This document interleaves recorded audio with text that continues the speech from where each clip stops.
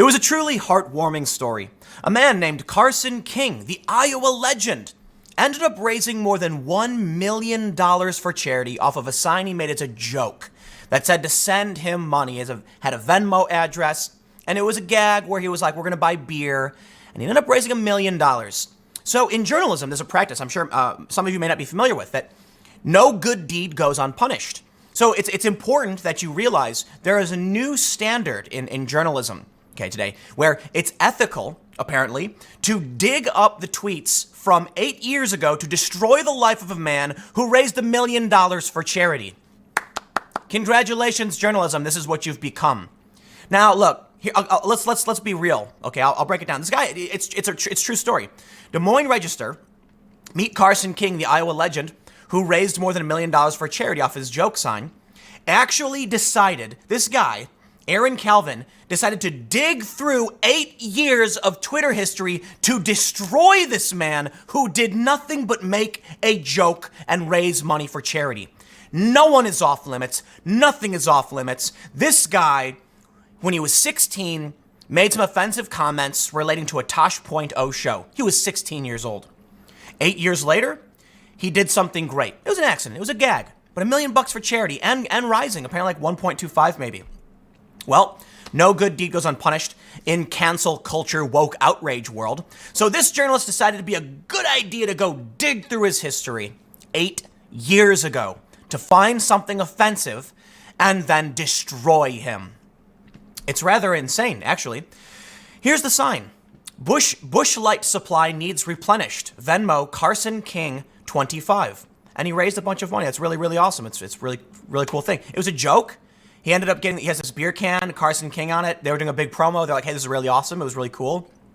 And then for some reason, in this Des Moines Register story, near the bottom, it just decides to point out a routine background check of King's social media revealed 2 racist jokes. A routine background check going back 8 years? Please spare me your insanity. This is a disease. This is an infection. These people have no morals, no ethics, no standards, and boy, are you going to love this next part. Here's a statement from our editor in the Des Moines Register. However, I don't care for their silly statement trying to explain why they dug into 8 years of someone's Twitter history. I love this just beneath it. The Register is aware of reports of inappropriate social media posts by one of our staffers, and an investigation has begun. My response to this on Twitter: this world is stupid. Everyone is stupid. That's just it. They are now. Actually, this is maybe a good thing. This guy Aaron Calvin, okay, is that his name? Aaron Calvin, yeah. Who dug through this guy's Twitter history, destroying this good thing that he had done. Now Anheuser-Busch is severing all association with Carson King. Well, look, Carson King may have made offensive jokes when he was a kid. You know what? Yeah, we were all kids. I've said some really dumb stuff. I'm sure we all have. Nobody is perfect. What do they say about throwing stones in glass houses? What do they say about let he who is out without sin cast the first stone? Let those who have not tweeted offensive things cancel the first or spark the first outrage. Now the point is, just don't do it. Just stop. Okay? Anheuser-Busch, this is on you. Okay, well, you know what? I'll admit, I don't drink beer, so it's not like they care. They're not losing my business. I don't drink their beer anyway. But when I see this, I don't associate anything negative with Carson King. I don't. He was a guy who did a great thing. It was fun. It was exciting. It was a feel-good human interest piece that made me hopeful. I was like, man, look how humans like rally together and they do this really great thing. It's so cool, isn't it? And then you come and just rip it all apart. That's what they do. That's what they do. Okay? I imagine, like, we used to have these stories, these human interest stories that they make you optimistic, they make you feel good. You're watching TV and it's like, a local homeless man rescued several puppies from a river and he's being awarded the key to the city. And you're like, oh man, sometimes people are all right.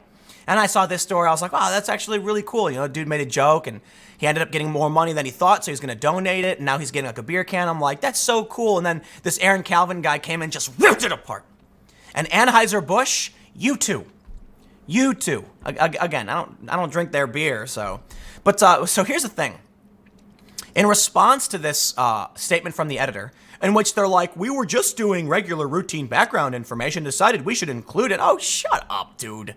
It is not routine. Could you imagine this 10, 20 years ago, where it's like, we interviewed a guy from a homeless shelter, so we researched his high school yearbook photos and found offense. No, no one does that. In politics, maybe, but Carson King is not a politician. You don't need opposition research on the guy. I don't care what he tweeted when he was 16. You people are monsters. Disgusting, disgusting monsters. This is evil. The infection in media needs to stop. John Levine posted some of, I can't even show you what the dude said. It's not the most offensive thing in the world. You can see it on the screen. I've got to click away. That's it. It's too late. I'm going to get in trouble. But the guy Aaron Calvin had a bunch of offensive tweets, and so people are canceling the cancel culture guy. You know, at first I was kind of like, wow, how dumb is this? But then I thought, you know, it's kind of like a controlled burn. If any time someone tries to cancel someone, a group of people descend on them and cancel them, well, that's probably a good thing. You know, you can fight fire with fire, right? So when there's wildfires, they actually will burn a line so that the fire stops at a certain point, like it's a controlled burn. It's on purpose. The issue here, though, is that this Aaron Calvin guy actually said a bunch of offensive things. Like, not even super offensive. I gotta be honest, it was like dumb retweets and jokes from like 2011. I don't care, man. But you know what? Hey, if that's the game you want to play, Aaron, then absolutely you deserve everything that comes your way with journalists tweeting about what you've said. Yashir Ali tweeted, if Carson King had been defiant about the 2 tweets from when he was 16 or doubled down, I would get why the Register would mention them, but according to the paper, he was deeply remorseful. I fail to see how it was newsworthy, especially given the good work he's been doing. Exactly. It's just pure evil. Evil, narcissism. These people are disgusting. They're disgusting, callow individuals. They are frightened and weak-willed. Why would you do this? Why? What were you thinking? Yashir says, with respect to this story, the Register and the reporter, Aaron P. Calvin, don't deserve this level of kindness, but here we are, because Carson King responded that they had been nothing but kind to him, and he was the one who came out and addressed the tweets. Yashir says, what a hypocritical disgrace, in reference to now deleted tweets. And then Yashir says, and bravo Yashir, if you're going to pull up someone's old tweets, write about them, and you have old racist tweets of your own, at least have the courage to take the heat, Aaron P. Calvin. Taking your account private is cowardly. What a disgusting, disgusting individual. You know what, man? This is the Des Moines Register. I don't know. It's not the biggest paper in the world. If it was Vox, if it was BuzzFeed, would this person be facing scrutiny? The answer is no. The only reason Aaron Calvin is getting canceled himself, because of course, actually, I'll put it this way. The New York Times hired Sarah Jeong. They knew about her tweets for 3 years. This woman posted overt racist comments. Oh, ridiculously offensive and racist comments. Carson King, 2 jokes. They go after him. Aaron Calvin, a handful of off-color jokes. Well, now he's being torn apart. But you know what? Sarah Jeong in the New York Times, they get all the defense in the world. I'd like to see any one of these people come out who are going after this guy, Aaron Calvin, and say, New York Times, fire Sarah Jeong. She should have never been hired in the first place. No, hold on. I don't think she should I don't think she should actually be fired based on her being offensive. I don't think she should have been hired in the first place, but here we are. And I really, really have to say, as much as I detest people like her who make these racist comments and then try and hide behind, but they were racist first. I don't care, dude. 2 wrongs don't make a right.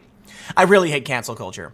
They shouldn't have hired her. The New York Times has been on a spree of hiring left-wing editarians, like freaky, weird left-wing activists, and it shows. The New York Times has been wallowing in filth and fake news for a while now. Well, congratulations. That's what you hire, and that's what you've produced. The quality of your content from the quality of your people. What do you expect? It's a disease. You know, it's an infection. But maybe this is a good thing. Maybe what we're seeing here with this Aaron Calvin guy getting canceled himself is good. I mean, maybe this could be the end. The Des Moines Register tweeted that they're aware of his offensive tweets and they're investigating it. Ian Miles Chong's response was, you guys aren't handling this right. You need to decry the harassment your journalist is getting from the rabid racist public and reframe the entire situation to your advantage. It's kind of the point I was just making. If this was The Verge or Vox, they'd be going like, the people attacking Aaron are just bigots who are trying to defend a racist. But the Des Moines Register is like, you know.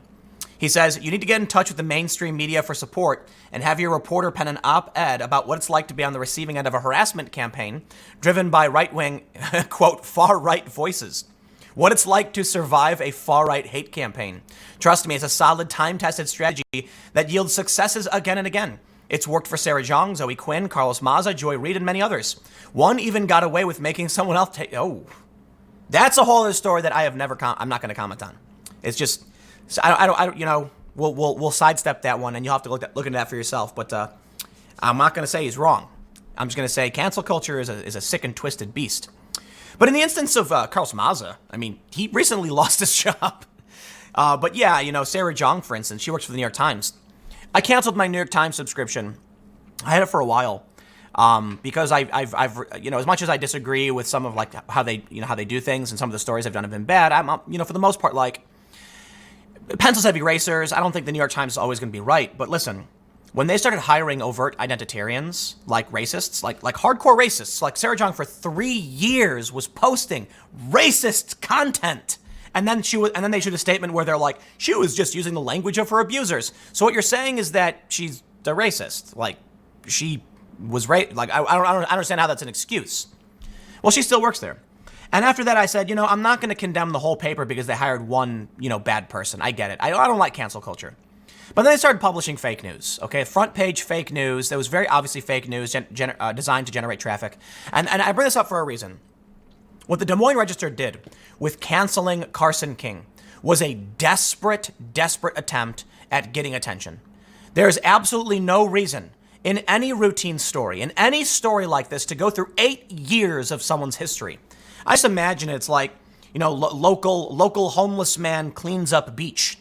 And then they were like, wow, look at this great, you know, homeless guy came and he just cleaned the whole beach. Let's go learn, you know, about his past from 10 years ago so he can destroy his life even more. This dude, you know, he made a joke. He did a good thing. And it's like, why would the media do this, right? It's simple. Clicks. And there you go, clicks. You know, I don't know what else to say. I'll leave it there. I hope this is a turnaround. I hope with people like Yasher. I mean, Yasher's a good dude, so I'm not saying it's like unique for him. No, he regularly calls out in the right. He calls it out properly, right? But I'm hoping with more mainstream personalities stepping up and calling this out and pointing to these people and, you know, canceling cancel culture. I hope this is a turnaround and that these people who try to do this all the time fail.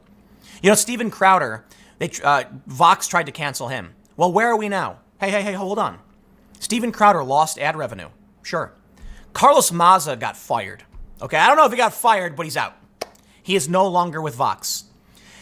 The rumor I heard was that he was obsessed, that he kept tweeting. I mean, this is true. He wouldn't stop tweeting about Steven Crowder, and I'm pretty sure he still tweets about it today.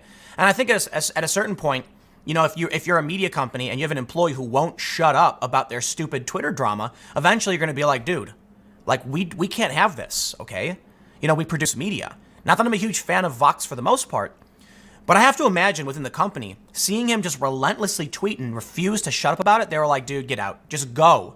Go to get some R&R, go to rehab, like not like legit rehab, but like go clear your mind of this fringe insanity. So in the end, from that whole fight, Crowder is still here with us, doing his show, making his jokes. Carlos Maza's not. Think about that. Aaron Calvin, he got canceled along with Carson King. Think about that. The next time, you know, these journalists want to come out and try and cancel somebody, just let them know. The New York Times has staff who keep deleting their tweets. There's like 2 people who have recently been outed for being, you know, racist. Okay. The game is on. You want to play this game? It's going to be played right back. Stick around. Next segment will be coming up at 1 p.m. on this channel, and I will see you all then.